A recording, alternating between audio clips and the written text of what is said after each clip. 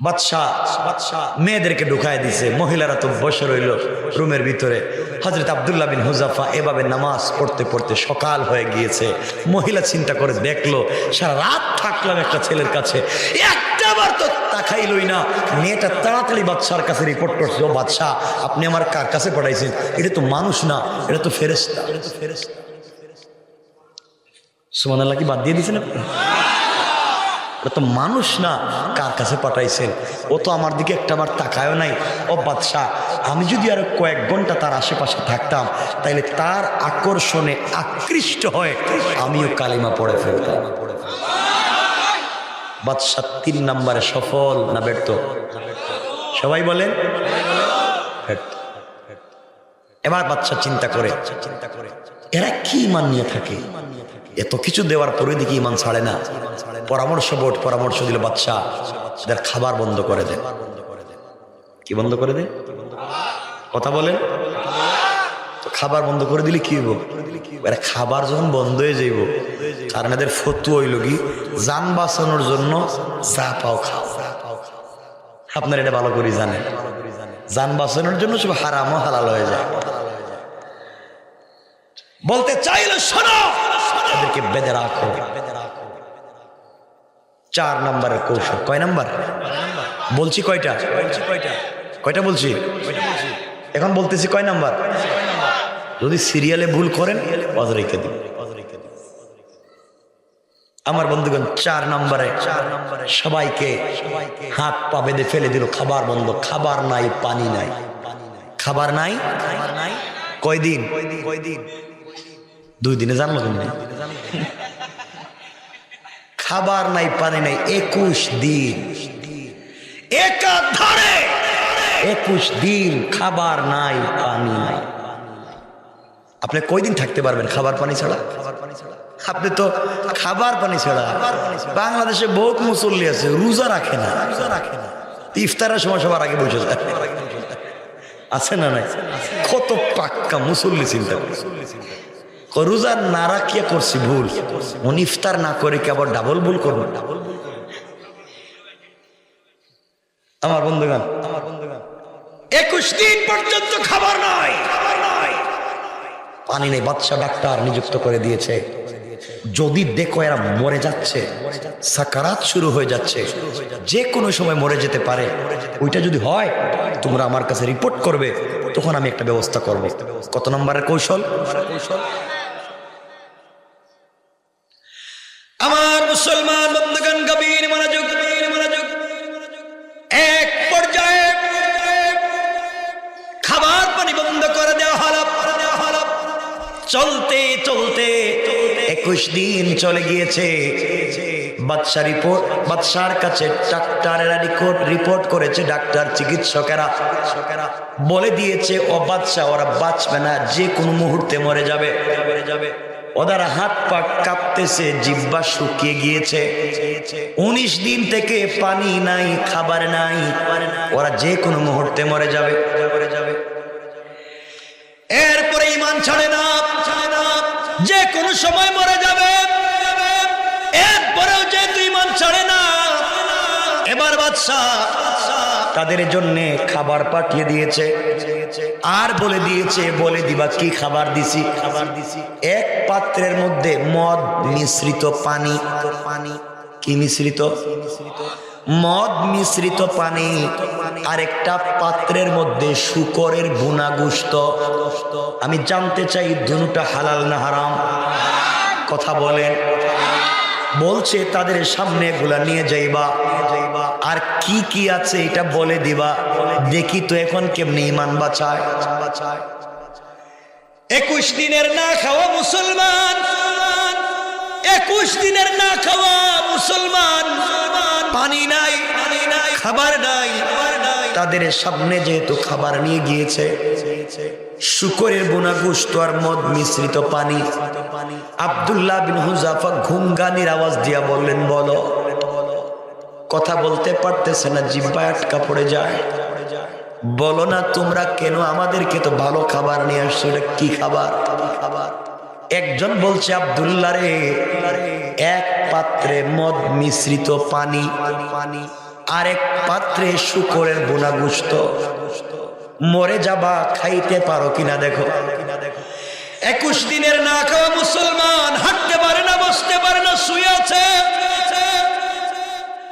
যেন বাঘের মতো গর্জন দিয়ে উঠে বলেছে, খবরদার, তোমরা মনে করেছো মৃত্যুর সময় আমাদের ঈমানগুলাকে বিক্রি করে দেব, তোমরা মনে করেছো মৃত্যুর আগে ঈমান হারা হয়ে যাব।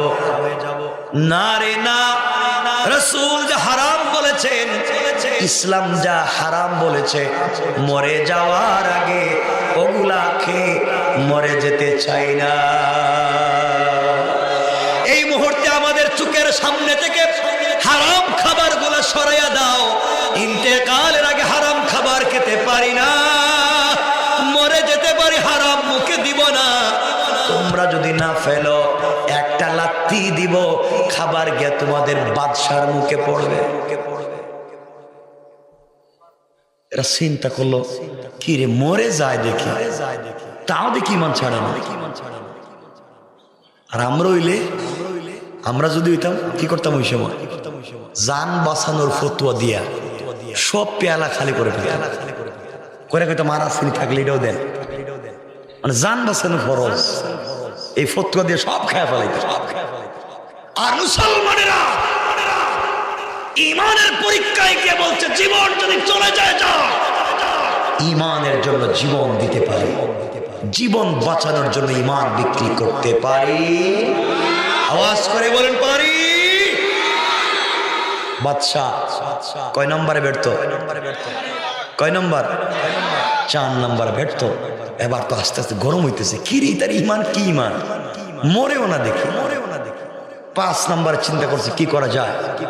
বাদশা বলছে 5 নম্বরে কাজ হচ্ছে ওদেরকে ফাঁসির দড়িতে ঝুলাইয়া ওদেরকে মারতে হবে। কি দড়িতে? আস্তে কইলেন তো, ফাঁসির দড়িতে ঝুলাও। 17টা দড়ি আনা হলো, মুসলমানদেরকে ঝুলিয়ে মারা হবে। 1 নম্বরে হাত পা বাঁধা হলো হযরতে আব্দুল্লাহ বিন হুযাফা রাদিয়াল্লাহু তাআলা। আব্দুল্লাহ বিন হুযাফার হাত পা বেঁধে ফাঁসির দড়ির কাছে নিয়ে যাওয়া হলো। এই মুহূর্তে তাকে ফাঁসি দেওয়া হবে। এমন সময় আব্দুল্লাহ বাদশার দিকে তাকিয়ে মুচকি মুচকি হাসে। বাদশাহ বলছে, কত বড় বেয়াদব, মরে যাওয়ার সময় আমার সাথে টিটকারি করে, মরে যাবে, কিছুক্ষণ পরে ফাঁসি দিব, তাও আমার দিকে তাকাইয়া হাসে।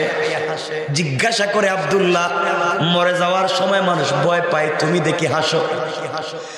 আব্দুল্লাহ ডাক দিয়ে বলছেন, বাদশাহ, এতদিন ছিলাম জাহান্নামে, আর ফাঁসির মাধ্যমে আমি আমার কলিজার টুকরা রাসূলের সঙ্গে মিলিত হয়ে যাব। আল্লাহু আকবার। যার জন্য জীবন দিতে যাই, যার জন্য মরে যেতে চাই, মরে গেলেই তো তাকে আমি পেয়ে যাব। আমাকে তাড়াতাড়ি ফাঁসি দেও, ইন্তেকাল করলে আমাকে আমার আল্লাহ বলেছেন জান্নাতে সবুজ পাখির মতো উড়ে বেড়াবার সুযোগ করে দেবে।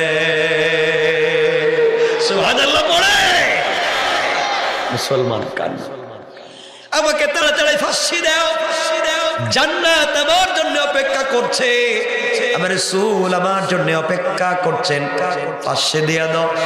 বাদশা চিন্তা করে, কি রে, এটা দেখি মরেও মরে না, মরার সময়ও দেখি কয় আরো খুশি, এদেরকে ফাঁসি দেওয়ার দরকার নেই, আরো কঠিন কোন চিন্তা করো। সুবহানাল্লাহ বললেন না? আর একটু জোরে বলেন না সুবহানাল্লাহ। কয় নম্বরে ব্যর্থ হয়েছে? 5 নম্বরে ব্যর্থ। 6 নম্বর। এখন কি করা যায়? সব তো অ্যাপ্লাই করলাম, একজন পরামর্শ দিয়ে শয়তান কে দিতেছে, অরিজিনাল টাটকা শয়তান পরামর্শ দেয়, কাজ করো, বড় বড় গর্ত খনন করে আগুন জ্বালাইয়া ডেক বসাইয়া তৈল দিয়া, তৈল যখন টকবক করে উতরাবে তখন এই মুসলমানদের হাত পা বেঁধে তৈলের মধ্যে ছেড়ে দেয়। জীবন্ত মানুষ তৈলে পড়লে কি হয় চিন্তা করেন, দেখবেন ওই সময় ঈমান ছেড়ে দিবে। ঈমানের পরীক্ষায় সাহাবায়ে কেরাম জীবন দিতে রাজি হয়ে যায়, ইমান দিতে চায় না। ঠিক কিনা বলেন? আমরাও পারবো তো ইনশাআল্লাহ? আমরা যে ইনশাআল্লাহ, আমরা তো সব পারি, আমরা যে ইনশাআল্লাহ। এখনো ওজনে কম দেয়, এখনো আমে ফরমালিন মারে। আল্লাহ যেন এটা ভুল কইলাম নাকি? তা ঠিক আছে তো? হ্যাঁ, এরপরও টাটকা মুসলিম। আমার বন্ধুগণ, ভাই 12টা হয়ে যাইতেছে, কিছু বলতেছে না, আমি রেখে দিন। আরে শুনেন না রে বাবা, 12টা হয়ে যাইতেছে।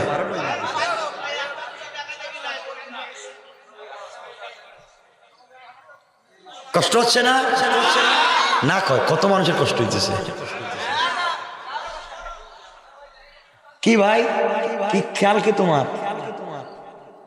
আর বেশি না, কত? আর কি কয় বিষয় কি? সব তো এক বিষয়। আমি তো একটা বিষয়ের উপরে কথা বলছি, আমি কি আলাদা আরেক বিষয়ে কথা বলতে পারি? আবার বন্ধুগণ বুঝো, এবার আব্দুল্লাহ বিন হুযাফা সহ সবাইকে কি করে মারবে? তেলের মধ্যে দিয়া তাদেরকে হত্যা করে ফেলবে, শহীদ করে ফেলবে। বাদশা কই এইবারের পরামর্শ জায়গা মতো গেছে, আগুনের দিয়া এদেরকে জ্বালাইয়া মারতে হবে। আমার বন্ধুগণেরা জানে না, আমাদের মিল্লতের বাপ, আমাদের মিল্লতের বাপ ইব্রাহিম খলিলুল্লাহ, তাকে নমরুদ আগুন দিয়ে জ্বালাইতে চাইছিল, চায় নাই। কথা বলেন না কেন? চায় নাই, পারছে? কথা বলেন, পারছে? পারে না। ঈমান এমন হওয়া লাগবে। আর আজকে যদি ঈমানকে এই জায়গায় পৌঁছে দিতে হয়, তাহলে পরিবারের সাপোর্ট লাগবে। নবীজি যে এত বেশি দাওয়াত দিতেন, এত কষ্ট পাইতেন বাহিরে, এর অর্থ হলো নবীজি ঘরে গেলে শান্তি পাইতেন। ঘরে গেলে কেন শান্তি পাইতেন? হ্যাঁ, রাসূলের স্ত্রী ছিলেন আম্মা জান খাদিজাতুল কুবরা, যতদিন ছিলেন নবীজি যত কষ্ট করে বাহির থেকে যাইতেন। জানেন রাসূলের বয়স 21, আপনারা তো শুনেছেন 25 বছর বয়সে রাসূল বিয়ে করেছেন। সহি ইতিহাস হচ্ছে রাসূলের বয়স ছিল 21 আর খাদিজার বয়স ছিল 45। কেউ কেউ বলেছেন রাসূলের বয়স ছিল 25। 21 বছরের একজন তরুণ বিয়ে করেছিলেন 45 বছরের একজন পৌড়া বৃদ্ধা নারীকে। এমন ভালোবেসে বিয়ে হলো। এই নারী যখন রাসূলের বয়স 21, খাদিজার বয়স 45, হযরত রাসূলের বয়স যখন 40, তখন খাদিজার কত? কিছু কয় না। হিসাব করতে কি এতক্ষণ লাগে? আরে ভাব, এরা হিসাবে তো ভালো পারে, এখন তো কিছু পারে না। কমপক্ষে 65 থেকে 70। কথা বুঝেন নাই? 65 থেকে 70 হযরত খাদিজার বয়স। এই সময় রাসূল বলছেন, আমার খাদিজা, আমি সারা দিনের দাওয়াত দিয়া যখন ঘরে আসতাম, পেটে খাবার নাই, মানুষ আমাকে গালি দিয়েছে, দিলে কত ব্যথা। দরজায় এসে একবার বলেছে খাদিজা, সাথে সাথে 2টা পাট খুলে গিয়েছে। নবীজি বলতেন, খাদিজা তোমার অনেক বয়স হয়েছে, তুমি বৃদ্ধা হয়ে গিয়েছো, তুমি কি ঘুমাও নাই? খাদিজা বলতেন, কলেজার টুকরো স্বামী, আপনাকে বাহিরে রেখে আমি কি ঘুমাইতে পারি? আপনি খাদিজা বলে ডাক দিলে কষ্ট হবে, এই জন্য আমি ঘুমাই না, আমি সারা রাত দরজায় দাঁড়াইয়া থাকি। সুবহানাল্লাহ বলেন না? রাসূল বলতেন, খাদিজা তুমি কি খাওয়া দাওয়া করেছো? এ রাসূলুল্লাহ, ওই যে আপনার সাথে সকালবেলা পানি আর খেজুর খেয়েছিলাম, আপনি কিছু খান নাই, আমি কি এত নিমক হারাম আপনাকে রেখে খেয়ে ফেলবো? আসুন ঘরে যা আছে আপনি আর আমি একসাথে বসে খাবো। পড়েন না সুবহানাল্লাহ। পরিবারটা কেমন ছিল? কেমন ইসলামিক একটা পরিবার ছিল রাসূলের। এই ছিল তাদের আদর্শ। আপনাদের এগুলো নাই। এজন্য মাঝে মাঝে বাসায় গেলে স্ত্রীর কি কয় শুনেন, এজন্যে কথাগুলো শুনেন। এজন্য মাঝে মাঝে বাসায় গেলে আপনারা স্ত্রীরে সালাম দিবেন, বউরে সালাম দিয়েন। ওরে আল্লাহ কিছু কয় না কেন বুঝি হাসে কেন সালাম দিবেন কিচ্ছু কয় না সালাম দিবেন তো আজকে রাত্রে দিবেন তো মুরব্বীর আমার চেহারার দিকে থাকে তো 70 বছর গেছে একদিন সালাম দিন আজকে কোন বিপদে পড়বো সালাম দিয়ে সালাম দিবেন আম্মা জান আয়েশা বলছেন আল্লাহে আল্লাহর কসম আমি আমার স্বামীকে সারা জিন্দেগি সালাম দেওয়ার চেষ্টা করেছি কি নবীজির আগে নবীজিকে সালাম দিতে পারিনি এদের কথা কই দিচ্ছেন সালাম সুবহানাল্লাহ কয় না সুবহানাল্লাহ একটু জোরে পড়েন আজকে বাসায় গিয়েই দরজায় দাঁড়াইয়া বলবেন বউ আসসালামু আলাইকুম ওয়া রাহমাতুল্লাহ বউ কই বৌমা হেরে আবার কোন ভূতে ধরলো আজকে হঠাৎ দিকে সালাম দিতেছে সারা জীবনে দেয়নি এই জন্য আজকের থেকে সালাম শুরু করবেন ওরে আল্লাহ কিছু কন না যারা বিয়ে করে না হেরা কয় ইনশাল্লাহ যারা করছে এরা কিছু কয় না ইনশাল্লাহ বলেন আমাকে ইনশাল্লাহ বলেন বউর সাথে তো দুশ্মনী কেন দিলে বিয়ে করছিলেন 1 নাম্বার বউরে সালাম দিবেন 2 নাম্বার মাঝে মাঝে স্ত্রীকে নিজের হাতে খাওয়াইয়া দিবেন নিজের হাত দিয়ে বউরে খাওয়াইয়া কিছু কয় না কেন আরে পরিবার শান্তির কথা বলতেছি নিজের স্ত্রীকে মাঝে মাঝে খাওয়াইয়েন রসুল খাওয়ান নাই বলেন একথা শুনেন নাই রসুল খাওয়ান নাই খোলেন খোলেন তিরমিজি সামাইলে তিরমিজি খোলেন নবীজি কেমনে স্ত্রীদেরকে খাওয়াতেন খাওয়াবেন তো আপনারা নিজের বউরে খাওয়াইতে পারেন এটা বুঝছেন আপনারা তো নিজের স্ত্রীরে খাওয়াইতে পারেন না আপনারা তো খাওয়াইতে পারেন পাশের বাড়ির বাবিরে ঠিক কিনা বলেন এইটা কয় ঠিক তো নাফরমান হয়েছে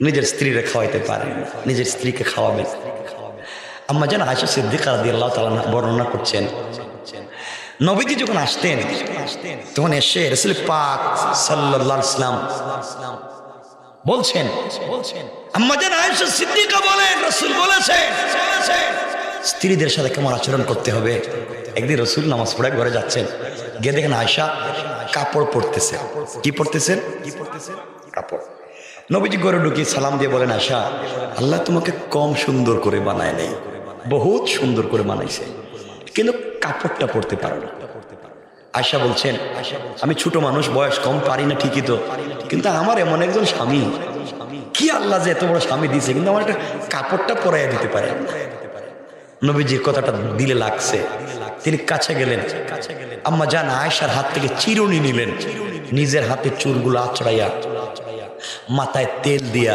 চুলে বেনি করে দিলেন একজন মানুষ সুবহানাল্লাহ কয় না নবীজি চুল আছড়াইয়া দিয়ে কাপড় পরাইয়া দিয়ে বলেন আয়েশা এখন আয়েশা বলছেন স্বামী আপনি যখন আমাকে এতটুকু সাপোর্ট দেন তখন আমার ভাল লাগে এই জন্য বাসায় স্ত্রীদেরকে সাপোর্ট দিবেন সহযোগিতা করবেন ইনশাআল্লাহ এই হাদিস তো আপনারা ভালোই জানেন আম্মা জান আয়েশা গ্লাসের যেখানে ঠুট লাগিয়ে পানি পান করতেন নবীজি ওখানে ঠুট লাগিয়ে পানি পান করতেন আম্মা জান আয়েশা গোশতের টুকরোটা মুখে চাবাইয়া প্লেটের কর্নারে রেখে দিতেন রাসূল পাক এই টুকরোটা মুখে চাবাইতেন আপনারা বলেন ফালা আমার সামনে ফালা তুই খাইছ সেটা আমরা খাইতে দিলে কেমন এ তো মায়ের সুর মারতে মারতে রে আব্বা কয়া ছাড়ে এমন পাবলিক আজকাল এমন বউরে পিটাইতে কয় আমার আব্বা কয় এমন মাইর দে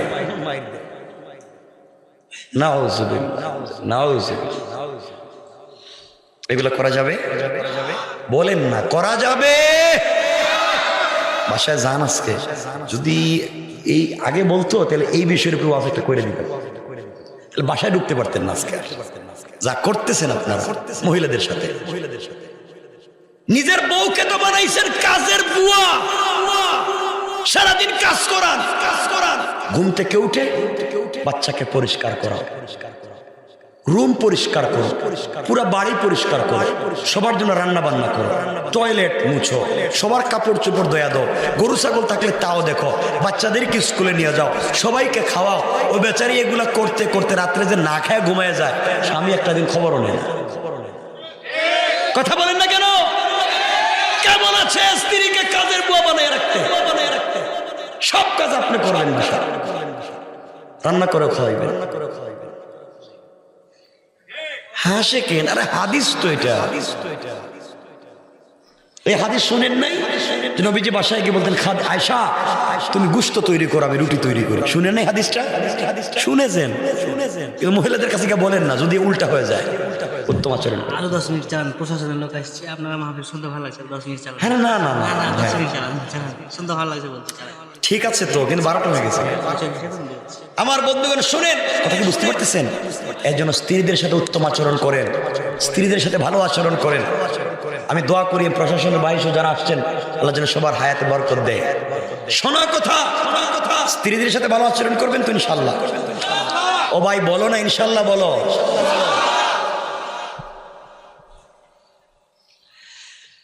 আমার মুসলমান বন্ধুগণ, গভীর মনোযোগ। এক পর্যায়ে আব্দুল্লাহ বিন হুযাফা রাদিয়াল্লাহু তাআলা আনহু আর 17 জন মুসলমান সবাইকে একত্রিত করে বাদশা যখন হত্যা করে ফেলবে, আগুন জ্বালিয়ে দিয়েছে।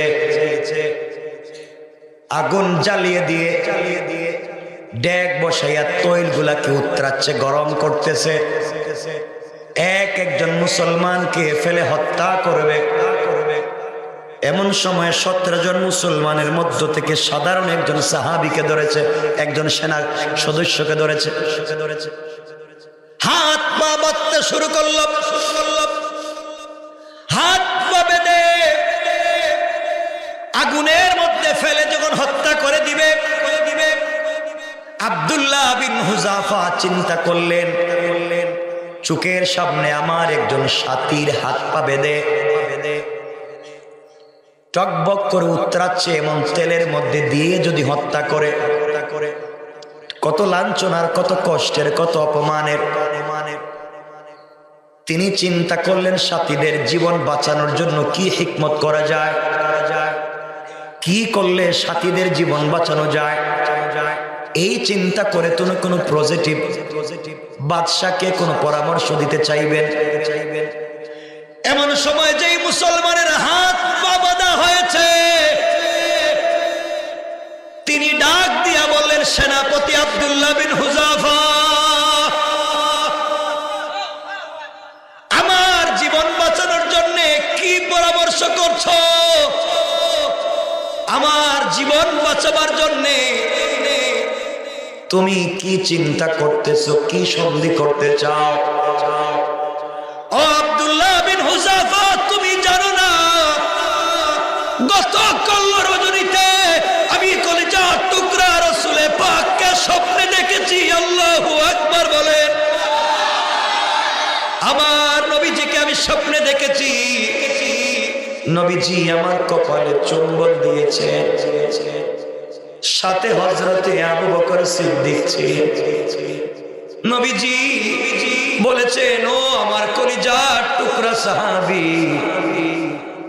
ঈমানের জন্য যদি জীবন বিসর্জন দিতে হয়, জীবন দিয়ে হলেও তুমি ঈমানকে রক্ষা করবা। তোমার জন্য আমি অপেক্ষা করব, তোমার জন্য আমি অপেক্ষা করব।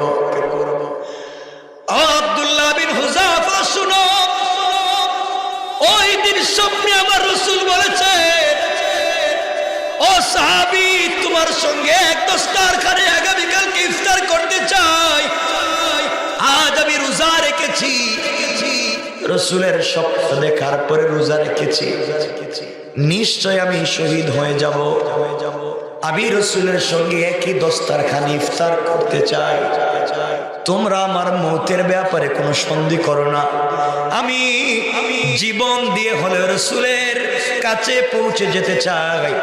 ঈমানের বিনিময়ে আমি জীবন ভিক্ষা চাই না, বরং ঈমানের জন্য জীবন দিয়ে দিতে চাই। ছিলেন তারা? কেমন মুসলমান ছিলেন তারা? ও মুসলমান, চিন্তা করো কেমন মুসলমান তারা। এক পর্যায়ে হাত পা বেঁধে আব্দুল্লাহ বিন হুযাফাকে তৈলের কাছে জীবন্ত মানুষকে তেলে ফেলে দেওয়া হলো। টকবক করে উতরাচ্ছে তেল। একজন মুসলমানকে ফেলে জীবন্ত মানুষকে শহীদ করে দেওয়া হলো। বাদশা হাসতেছে, এভাবে একজন একজন করে মেরে ফেলবে। আমার বন্ধুগণ, এমন সময়ে 2 নম্বরে আব্দুল্লাহ বিন হুযাফাকে বাধা হয়েছে, হত্যা করা হবে। আব্দুল্লাহ বিন হুযাফা বলছেন, বাদশাহ আমাকে যেহেতু আপনি মেরে ফেলবেন, আমি মরে যাব। আমাকে মরে যাওয়ার আগে 2 রাকাত নামাজ পড়তে দেন। সেজদায় গিয়ে শেষবারের মতো আল্লাহর সঙ্গে কিছু কথা বলে নেই। আমার বন্ধুগণ 2 রাকাত নামাজ দাঁড়িয়ে গেলেন। সালাতের মধ্যে শান্তি আর সাথ পেতে লাগলেন, লম্বা সেজদা দিতে লাগলেন। দিলের ভিতরে নামাজে মনে আসলো, আমি যদি লম্বা সেজদা দেই, আমি যদি লম্বা লম্বা নামাজ পড়ি, বাদশা মনে করবে আমি ভয় পেয়ে গিয়েছি। এই জন্যে মনে হয় আমি নামাজ ছাড়তেছি না। তাড়াতাড়ি নামাজের সালাম ফিরাইয়া হাত উঠিয়া বলছেন, আল্লাহ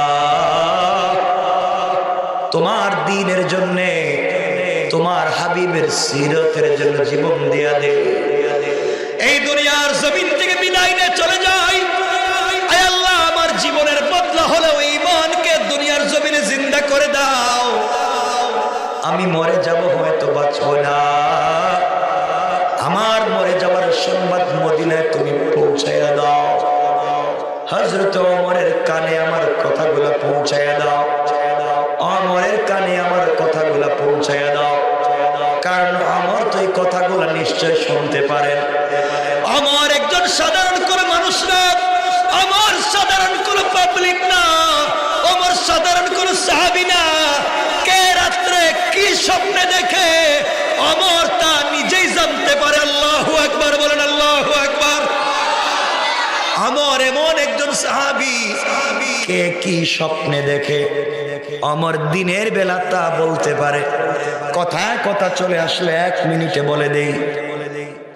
আমার বন্ধুগণ, হযরত আলী কাররামাল্লাহু ওয়াজহা স্বপ্নে একদিন দেখেন, তাহাজ্জুদের সালাতের আগে স্বপ্নে দেখেন তিনি নবীজির পিছনে সালাত পড়তেছেন। ফজরের সালাত নবীজির পিছনে পড়তেছেন। ফজরের সালাত পড়ে আমার নবীজির অভ্যাস ছিল সালাম ফিরাইয়া মুসল্লিদের দিকে তাকাইয়া বসতেন, কিছু নসিহা করতেন। হযরতে আলী দেখেন স্বপ্নে নবীজি ফজরের সালাত পড়ে সাহাবায়ে কেরামের দিকে তাকাইয়া আছেন। হযরতে আলী সবার পিছনে নামাজে আসছেন, স্বপ্নে দেখতেছেন। সালাম ফিরাইয়া নবীজি দেখেন কথা বলতেছেন। আলী স্বপ্নে দেখেন একজন মহিলা আসছে, খেজুরের একটা স্তূপ নিয়ে, ডাল নিয়ে আলীকে ডাক দিয়া বলছে, আলী এটা আমার খেজুর বাগানের প্রথম গাছের প্রথম খেজুর, আমি নিয়ে এসেছি, ওইটা আমি তোমার হাতে দিলাম। ওই খেজুরটুকুন আমার নবীকে হাদিয়া দেও, তিনি যেন খেজুর খান, তার সাথী বন্ধুদেরকে খাওয়ান। আমার বাগানের জন্য দোয়া করেন। আমার বাগানের পয়লা খেজুর, আমার বাগানের প্রথম খেজুর এসেছে, আমি নবীজিকে দিয়েছি, নবীজি খেলে বরকত হয়ে যাবে। হযরতে আলী স্বপ্নে দেখে খেজুরের স্তূপটা হাতে নিয়ে নবীজির সামনে রেখেছেন। ডাক দিয়ে বলছেন, ইয়া রাসূলুল্লাহ, এক মহিলা খেজুর দিয়েছে, তার বাগানে পয়লা খেজুর এসেছে, তার বাগানের প্রথম গাছের প্রথম খেজুর আপনি খান, মুসল্লিদেরকে খাওয়ান, আপনার সাথীদেরকে খাওয়ান, বরকতের জন্য দোয়া করেন। হযরত আলী দেখেন নবীজি খেজুরগুলো হাতে নিলেন, সাহাবায়ে কেরামকে একটা একটা করে বন্টন করে দিচ্ছেন। আলী দেখেন তাকেও নবীজি একটা খেজুর দিয়েছে। এইভাবে তারা খেজুর খাইলেন। স্বপ্নে দেখেন হযরত আলী বেলালের আওয়াজে হযরত আলীর ঘুম ভেঙে গিয়েছে। হযরত আলীর ঘুম ভেঙে গিয়েছে আযানের আওয়াজে।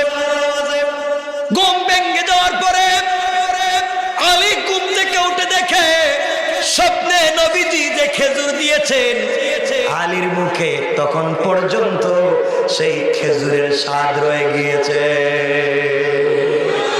সুবহানাল্লাহ, জোরে বলেন, জোরে বলেন। তাড়াতাড়ি ওযু করলেন, মদিনার মসজিদে চলে গেলেন। হযরতে ওমরের পিছনে ফজরের সালাত পড়লেন। যেতে দেরি হয়েছে এই জন্য পিছনে বসলেন।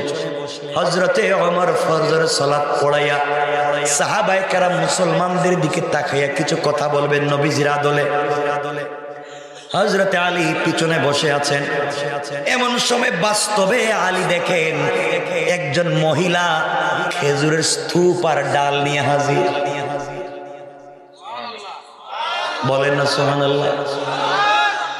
নিয়ে এসে বলছে, আলী এটা আমার বাগানের প্রথম গাছের প্রথম খেজুর, তোমাকে দিয়েছি, তুমি আমিরুল মুমিনিন হযরত ওমরের কাছে দাও, তিনি যেন তা খান, মুসল্লিদেরকে খাওয়ান, তার সাথী বন্ধুদেরকে খাওয়ান, আমার বাগানের জন্য তিনি যেন দোয়া করেন। আলী খেজুরের স্তূপটা হযরত ওমরের কাছে দিলেন, দিয়ে বললেন, মহিলা বলেছে আপনি খান, আপনার সাথীদেরকে খাওয়ান, মুসল্লিদেরকে খাওয়ান, আর আপনি তার জন্য দোয়া করেন, বারাকার জন্য। হযরত ওমর সবাইকে একটা একটা করে খেজুর দিলেন, আলীকেও একটা খেজুর দিলেন। আলী খেজুর মুখে নিয়ে বলছেন, আমার খেজুর তো কঠিন স্বাদের খেজুর, বড় স্বাদ পাইলাম, এত খেজুর আমাকে কি আরেকটা দেওয়া যায় না? আমাকে আরেকটা খেজুর কি দেওয়া যায় না? খেজুর তো অনেক। এবার হযরত ওমর মুচকি হেসে আলীর হাত ধরে বললেন, ভাই আলী রে, যাকে নবীজি রাত্রে একটা খেজুর দিয়েছেন, আমি ওমর তাকে দুইটা দিতে পারি না। আল্লাহু আকবার বলে। চিন্তা করছেন আলী তো আশ্চর্য, স্বপ্ন দেখলাম আমি, বললাম না কাউরে, ওমর জানলো কেন? ওমর জানলো কেন? এখানে আরেক লম্বা অন্য এক ব্যাখ্যা আছে। ওমর শুধু জানে না, ওমর দেখেও। ওমর শুধু জানে না, ওমর দেখেও। ওমর জুমার মিম্বরে দাঁড়িয়ে খুতবা দিচ্ছে মদিনায়। হযরতে সারিয়া 750 মাইল দূরে যুদ্ধ করছে। ওমর এখানে দাঁড়িয়ে বলছেন, ইয়া সারিয়া আল জামাল, ও সারিয়া, তোমার পিছনে পাহাড়ের পূর্ব দিকে কাফেররা তোমাদেরকে আঘাত করবার জন্য আসতেছে। হযরতে সারিয়া বলেন, 700 কিলোমিটার দূরে ওমরের আওয়াজ আমার কানে পৌঁছে গিয়েছে। আল্লাহু আকবার বলে। ওমর তো হস্তির নাম, ওমর তো ব্যক্তির নাম। মদিনায় ভূমিকম্প হয়েছে, ওমর তরবারি হাতে নিয়ে মদিনার মাটির মধ্যে তরবারি ঢুকে বলছে, এই মদিনার মাটি, এখানে শুয়ে আছে না আকায়ে নামদার, তাজদারে মদিনা, সরকারের দু আলম মদিনায় শুয়ে আছেন। আমি তার গোলাম, আমি তার উম্মাহ, এখনো জিন্দা রয়েছে, তুমি নড়াচড়া করতে পারো না। কসম রব্বে পাকের জাতের, কিয়ামত পর্যন্ত আর মদিনায় ভূমিকম্প হবে না। ওমরের কথা বললে তো বহুত কথা। ওমর তো ব্যক্তির নাম। নদী পানি দেয় না, ওমর চিঠি লিখে দিয়েছে, এই নদী শোনো, যদি তোমার হুকুমে তুমি চলো, এই নদীর পানির দরকার নাই। আর যদি রবের হুকুমে তুমি চলো, আমি ওমর বলছি, আল্লাহর গোলাম, যার নেতৃত্বে মক্কায় প্রথম তাকবীরের মিছিল হয়েছে, আমি ওমর বলছি, আল্লাহর হুকুম হয় থাকলে তুমি পানি দিয়ে দাও। চিঠি নদীতে ছেড়ে দিছে, শুকনা মাটিতে চিঠি ফেলে দিয়েছে, সাথে সাথে বন্যা শুরু হয়েছে। সুবহানাল্লাহ বললেন না? তার নাম হযরত ওমর। ওমর এই ব্যক্তির নাম। যার কথাকে আল্লাহ রাব্বুল ইজ্জত ওয়াল জালাল কোট করে, যার কথাকে ভিত্তি করে আল্লাহ কোরআনে 18 থেকে 21টা আয়াত নাযিল করেছে। সুবহানাল্লাহ বলেন। আমরের ফয়সালার ভিত্তিতে এই আমর রাদিয়াল্লাহু তাআলা আনহুর কাছে হযরতে আব্দুল্লাহ বিন হুযাফা বলছেন, আল্লাহ ওমরের কাছে আমার আওয়াজটা পৌঁছায় দিন। আমার মুসলমান বন্দেগান নামাজ শেষ করে ফেললেন। এবার হযরতে আব্দুল্লাহ বিন হুযাফার হাত পা বাঁধা হচ্ছে, তাকে এই মুহূর্তে তেলের মধ্যে ফেলে হত্যা করা হবে। এমন সময় আব্দুল্লাহ বিন হুযাফা কাঁদতেছেন, চোখ থেকে পানি পড়তেছে। বাদশাহ বলতেছে, আব্দুল্লাহ রে, বহুত নাটক করছো, বহুত ভাব ধরছো, এখন একজন সাথীর মৃত্যু দেখে তুমিও কাঁদতেছো মৃত্যুর ভয়। 6 নম্বরে এসে তুমি ধরা পড়েছো, এখন কাঁদো কেন আব্দুল্লাহ? যদি তুমি কাঁদো, চোখ থেকে পানি পড়তেছে, কালিমা ছেড়ে দেও না কেন? আমিও ছেড়ে দেব। এবার আব্দুল্লাহ বলেন, বাদশা শোনো, আমি মৃত্যুর ভয়ে কান্না করি না, আমি কান্না করি তুমি আমার বড় ক্ষতি করে ফেলেছো। পারস্য বাদশা বলে, আমি তোমার কি ক্ষতিটা করলাম, কেন তুমি কান্না করো? আব্দুল্লাহ বলছেন, ও বাদশা, বহুত বড় অপরাধ করেছো, অন্যায় করেছো আমার সঙ্গে, মেরে ফেলো আপত্তি নাই, কিন্তু অন্যায়টা এমন করলে কেন? এবার বাদশা জানতে চায়, আমি তোমার সাথে কি করলাম? আব্দুল্লাহ বিন হুযাফা বললেন, বাদশা রে, তুমি আমার আগে যাকে তৈলের মধ্যে ফেলে শহীদ করেছো, সে আর আমি ছিলাম বাল্য বন্ধু। ছোটবেলা থেকে আমরা একসাথে বন্ধুত্ব করে বড় হয়েছি। ও যদি জীবনে কোনোদিন 2 রাকাত নফল পড়েছে, আমি 4 রাকাত পড়েছি। ও 1 টাকা আল্লাহর রাস্তায় দান করলে আমি 2 টাকা দিয়েছি। সে 1 ঘন্টা যুদ্ধ করলে আমি 2 ঘন্টা করেছি। সারা জিন্দেগি আমরা প্রতিযোগিতা করেছি ইমানের জন্য। কোন প্রতিযোগিতায় সে ফার্স্ট হতে পারে নাই, সব প্রতিযোগিতায় আমি ফার্স্ট হয়েছি, আমার বন্ধু সেকেন্ড হয়েছে। পৃথিবীর সকল প্রতিযোগিতায় আমি ফার্স্ট, সকল প্রতিযোগিতায় সে সেকেন্ড, কিন্তু ইন্তেকাল করে জান্নাতে যাওয়ার প্রতিযোগিতায় সে আমার আগে জান্নাতে চলে গিয়েছে। তাকে আমার আগে হত্যা করে আমার আগে আমার বন্ধুকে জান্নাতে পাঠিয়ে দিয়েছো। আমি আজকে শেষ আমলে সেকেন্ড হয়ে গেলাম, আমি পারলাম না আজকে শেষ আমলটা বন্ধুর সঙ্গে প্রতিযোগিতা করে ফার্স্ট হতে। ও বাদশা, তোমার যদি এভাবেই মারার উদ্দেশ্য ছিল, তাহলে সবার আগে আমাকে মারলা না কেন? আমি সবার আগে রসুলের সঙ্গে দেখা করতাম, নিশ্চয় আমার কোন জায়গায় কুসুরি আছে, এই জন্য আল্লাহ আমাকে 1 নম্বরে কবুল করেন নাই, ওই জন্য কাঁদতেছি, তুমি কেন আমাকে আগে মারলে না? বাদশা চিন্তা করে, এরা দেখি মরেও মরে না, মরার সময় প্রতিযোগিতা করে কে কার আগে মরবে। আল্লাহু আকবার বলেন। তাহলে বোঝা যাচ্ছে এরা মরেও মরতে চায় না, এরা মরেও তো মরবে না, মেরেও লাভ কি, না মেরেও লাভ কি। এই কথা শুনবার পরে বাদশার দিলে কি একটা শীতল বাতাস বয়ে গেল।